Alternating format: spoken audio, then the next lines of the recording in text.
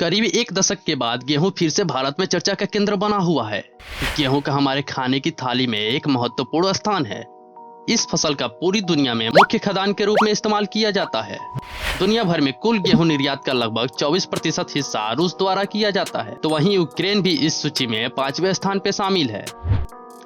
अगर रूस और यूक्रेन के गेहूं निर्यात को एक साथ मिला दिया जाए तो विश्व के कुल गेहूं निर्यात के 30% की आपूर्ति केवल यही दो देश मिलकर करते हैं।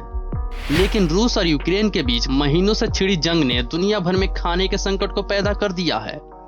चूंकि दोनों देश गेहूं के सबसे बड़े निर्यातक थे, लड़ाई के चलते इनका निर्यात बाधित हुआ है और कई देशों के सामने गेहूं की कमी की स्थिति उत्पन्न हो गई है। तो इसी व्हीट शॉर्टेज की स्थिति को कम करने के लिए गेहूं के दूसरे सबसे बड़े उत्पादक भारत ने गेहूं निर्यात में अपना कदम बढ़ाया है। भारत ने वर्ष 2021-22 में वैश्विक मांग के कारण 7 मिलियन टन गेहूं निर्यात किया था। अगर उपरोक्त संकट उत्पन्न नहीं होता तो वर्ष 2022-23 में भारत के द्वारा लगभग 10 मिलियन टन गेहूं निर्यात किए जाने की संभावना थी।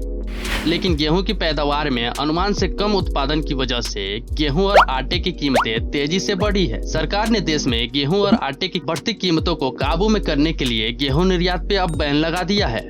वहीं महंगाई के आंकड़ों ने भी सरकार को निर्यात पर बैन लगाने के लिए मजबूर किया है। लेकिन भारत ने भले ही गेहूं के निर्यात पर पाबंदियां लगा दी है, लेकिन पड़ोसी देशों और जरूरतमंद देशों को आज भी भारत गेहूं का निर्यात कर रहा है। हाल ही में भारत ने इंडोनेशिया, बांग्लादेश समेत कुछ देशों को 5 लाख टन गेहूं का निर्यात करने की मंजूरी दी है।